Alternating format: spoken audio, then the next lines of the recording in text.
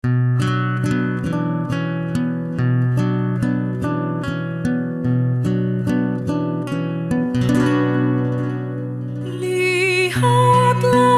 anak insan berjubahkan kain ungu, di kepalanya dikenakan mahkota berduri, menetes peluh dan darah mengucur membasah bumi, serasa lutut tak mampu menopang tubuh lagi.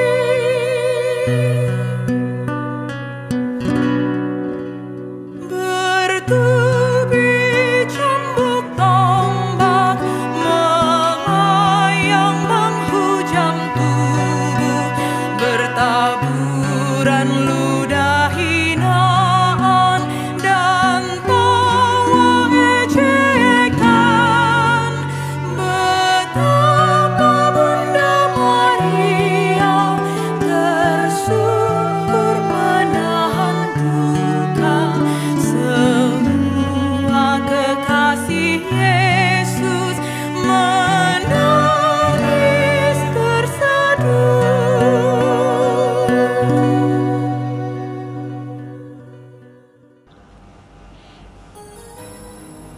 Terus dilatih Tuhan. Titus pasal 2 ayat 11 hingga yang ke-15 menjadi bagian dari perenungan kita. Karena kasih karunia Allah yang menyelamatkan semua manusia sudah nyata. Ia mendidik kita supaya kita meninggalkan kefasikan dan keinginan duniawi, dan supaya kita hidup bijaksana, adil, dan beribadah di dalam dunia sekarang ini dengan menantikan penggenapan pengharapan kita yang penuh bahagia dan penyataan kemuliaan Allah yang maha besar dan Juru Selamat kita, Yesus Kristus, yang telah menyerahkan dirinya bagi kita untuk membebaskan kita dari segala kejahatan dan untuk menguduskan bagi dirinya suatu umat kepunyaannya sendiri yang rajin berbuat baik. Beritakanlah semuanya itu, nasihatilah dan yakinkanlah orang dengan segala kewibawaanmu. Jangan ada orang yang menganggap engkau rendah. Tidak ada kata selesai dalam hidup ini sebelum Tuhan memanggil kita kembali ke ribaannya. Tidak ada kata selesai untuk terus belajar dan berlatih menjadi anak-anak Tuhan, menjadi murid Kristus, sampai kita berjumpa muka dengannya. Banyak peristiwa hidup yang kita alami, terutama yang tidak kita harapkan dan tidak menyenangkan. Namun seringkali justru menjadi sarana Tuhan menempa hidup kita, mendidik dan melatih kita untuk semakin menjadi serupa dengan Dia, menjadi anak-anaknya yang semakin dewasa dalam iman, menjadi murid yang memuliakan gurunya. Dalam sensura merenung perjamuan kudus Jumat Agung kali ini, kita diajak untuk menghayati, bersyukur, dan bersuka cita atas segala peristiwa yang terjadi di dalam kehidupan kita, baik suka maupun duka, sehat maupun sakit, karena semua itu adalah berkat yang akan semakin mendewasakan kita. Meskipun usia kita sudah semakin dewasa dan akan menjadi semakin senja. Untuk mengetahui apa yang hendak disampaikan oleh perikop yang kita baca dan renungkan hari ini, maka mari kita melihat konteks dari perikop itu. Perikop sebelum perikop 2 ayat 11 sampai 15 berbicara tentang kewajiban orang tua, pemuda, dan hamba. Sementara perikop ini pasal 2 ayat 1 sampai 10 kemudian disambung dengan kalimat karena kasih karunia Allah yang menyelamatkan semua manusia sudah nyata di ayat yang ke-11. Maksud dari penyambungan ini hendak mengatakan bahwa cara hidup baru jemaat di Kreta, jemaat di mana Titus melayani, terjadi karena kasih karunia Allah kepada manusia, secara khusus kepada jemaat. Kasih karunia itulah yang menyelamatkan manusia, juga jemaat, dari dosa dan menolong manusia, juga jemaat untuk dapat mewujudkan hidup baru, yaitu hidup yang jauh dari dosa. Namun, Bapak Ibu saudara, hidup baru seperti itu tidak boleh dipahami sebagai sesuatu yang instan atau sekali jadi. Hidup baru adalah sebuah proses yang terus-menerus yang mesti dijalani oleh setiap orang percaya dan menerima Yesus Kristus sebagai juru selamat secara pribadi. Proses ini terjadi sejak kita percaya kepada Kristus sampai kita berjumpa muka dengan muka dengan Dia. Oleh karena itu ayat 12 menulis, Ia mendidik kita supaya kita meninggalkan kefasikan dan keinginan-keinginan duniawi, dan supaya kita hidup bijaksana, adil, dan beribadah di dalam dunia sekarang ini. Kata mendidik di dalam bahasa Yunaninya adalah paideia. Dalam ayat ini merujuk pada pemahaman Yunani tentang pendidikan pada saat itu.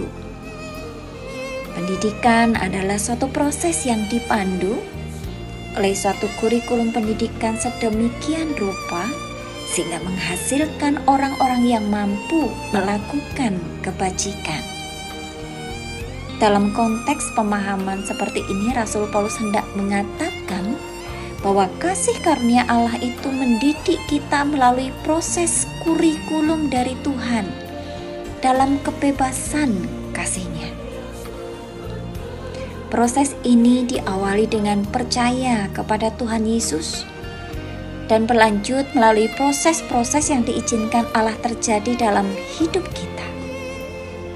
Proses-proses tersebut kadang tidak mudah, tidak menyenangkan, tidak pernah kita inginkan, bahkan seringkali menimbulkan kesedihan dan penderitaan.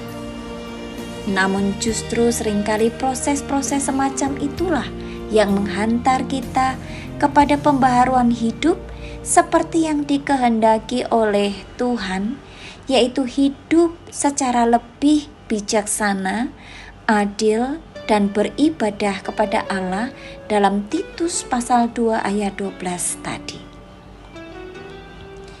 Di dalam proses tersebut kita dididik dan dilatih dengan disiplin yang kita perlukan, sehingga sedikit demi sedikit kita dapat meninggalkan kefasikan dan keinginan-keinginan duniawi, dan kemudian dapat hidup bijaksana, adil, dan beribadah kepada Allah. Dalam proses tersebut ada latihan, bahkan ada proses pendisiplinan. Jadi, kasih karunia Allah itu bukan kasih karunia yang membuat orang manja dan bisa hidup seenaknya sendiri. Kasih karunia itu justru melatih, bahkan mendisiplinkan kita untuk hidup baru, yaitu hidup yang pada akhirnya menjadikan kita, keluarga kita, bahkan orang lain di sekitar kita menjadi bahagia. Hidup baru yang ditekankan oleh Rasul Paulus di sini adalah hidup dalam pengendalian diri dan hidup lurus.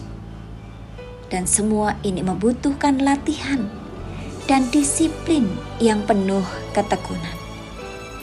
Oleh karena itu, kita tidak perlu berkecil hati, karena tidak ada satupun manusia yang sempurna. Kita semua berada dalam proses dilatih dan dibentuk oleh Tuhan. Pertanyaannya, maukah kita menjalani didikan, latihan, dan bentukan dari Tuhan? Bapak Ibu Saudara, marilah kita mensyukuri setiap peristiwa yang terjadi dalam hidup kita. Meski kadang peristiwa tersebut tidak menyenangkan, menyedihkan, bahkan menjadikan kita berputus asa. Setiap kali kita tidak berdaya, marilah kita berserah total kepada Tuhan, memohon pimpinan Tuhan agar apapun yang kita lakukan berkenan kepada Tuhan. Titus pasal 2 ayat 11 mengingatkan kita bahwa dalam proses pendidikan tersebut kita tidaklah sendirian. Kata nyata dalam bahasa Yunani atau epipanein, dalam bahasa Inggris appeared, dalam Titus 2 ayat 11 adalah istilah teknis yang menunjukkan pada manifestasi atau penampakan ilahi atau seorang pahlawan yang membawa pertolongan. Artinya bahwa di dalam proses pendidikan tersebut ada pertolongan dan sekaligus campur tangan Allah melalui kasih karunia-Nya yang mendatangkan keselamatan, yaitu relasi yang dekat tanpa sekat dengan Allah, hidup damai dengan sesama, bahagia, sejahtera, dan adil.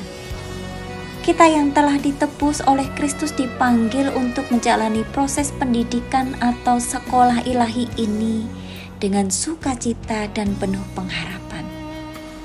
Pengharapan akan penggenapan penyataan kemuliaan Allah melalui kedatangan Kristus kembali ke dunia ini.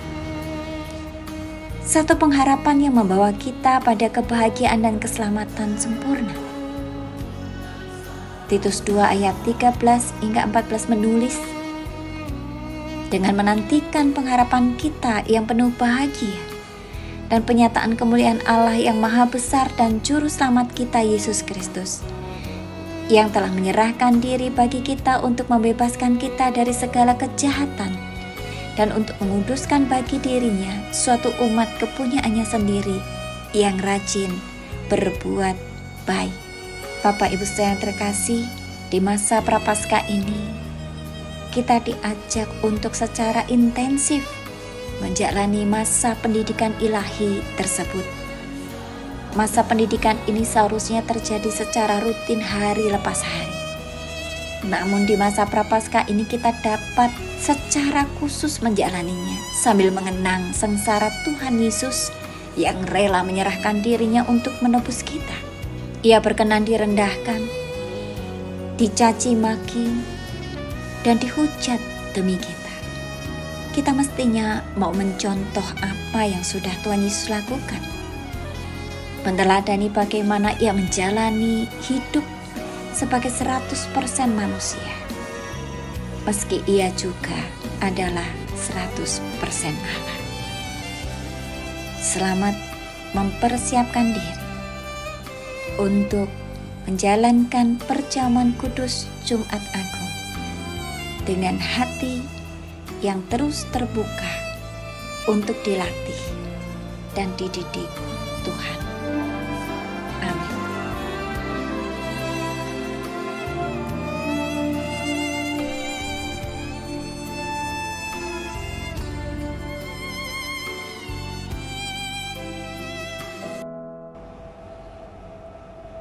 Ya Guru Agung kami yang sejati, kami bersyukur kalau dalam kesempatan Sensura Morum ini, kami beroleh kesempatan untuk menyadari bahwa Engkau terus melatih, mendidik, membentuk kami melalui peristiwa-peristiwa hidup yang hadir silih berganti dalam hidup kami, agar kami tidak pernah berhenti belajar dari setiap latihan, didikan, dan pembentukan yang hadir dalam hidup kami, yang menuntun kami semakin serupa dengan Engkau, sampai berjumpa muka denganmu.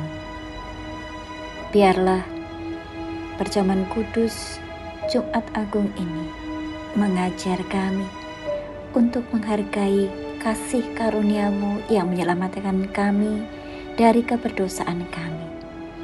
Layakkanlah kami untuk mengambil bagian dalam perjamuan kudus-Mu.